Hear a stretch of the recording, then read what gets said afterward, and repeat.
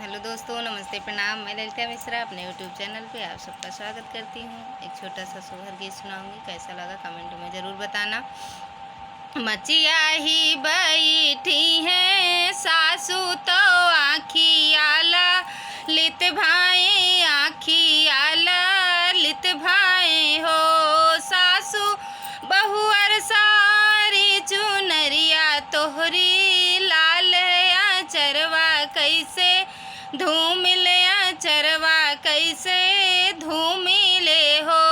बहुअर सारी चुनरिया तोहरी लाल चरवा कैसे धूमिले, चरवा कैसे धूमिले हो। काऊ कहिया मोरी सासू का हाथ लाज लागे, का हाथ लाज लागई हो।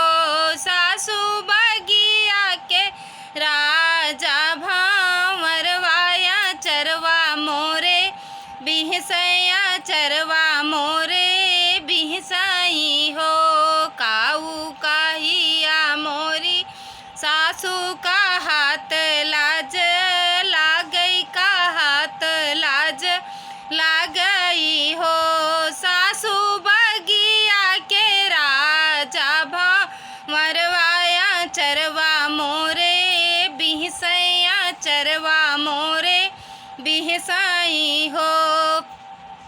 इतनी बचन सुने सासू तो बेटा गोहो राम, तो पूता गोहो रामाई हो। बेटा लई लेत्या हाथ वागू लेलवा भंवरवा मारी डउत्या, भंवरवा मारी डउत्याऊ हो।